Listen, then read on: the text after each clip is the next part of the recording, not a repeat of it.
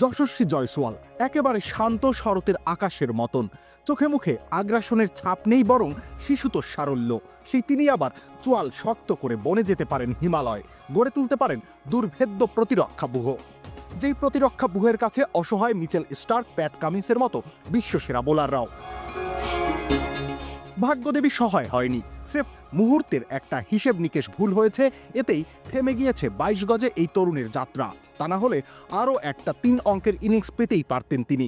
বড় ইনিংস খেলা যার কাছে ছেলের হাতের মোয়া, তিনি 82 রান করলে সেঞ্চুরি না করার দুঃখটাই মুখ্য হয়ে উঠবে।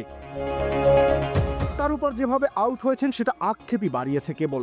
রোহিত শর্মা ফিরে গিয়েছিলেন দ্বিতীয় ওভারে, লোকেশ রাহুল স্থায়ী হয়েও হতে পারলেন না। টপ অর্ডারের এমন নড়বড়ে অবস্থার মাঝেও অটল ছিলেন জয়সওয়াল। কোনো কিছুই তার মনোসংযোগ বিঘ্ন ঘটাতে পারেনি। লেবুর সুঘ্রাণ আরো বেশি, ত্বকের যত্ন আরো বেশি, চলে আরো বেশি। আপনার পকেটে কি বিদেশি না বাংলাদেশি?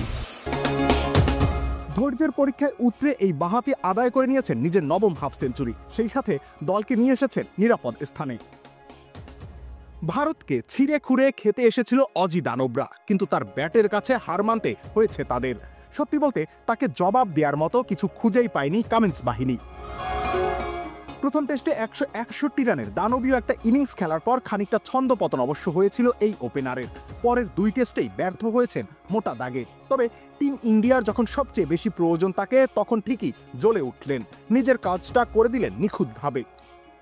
যশস্বী জয়সওয়াল নামের মধ্যেই লুকিয়ে আছে যশ আর জয়ের গান।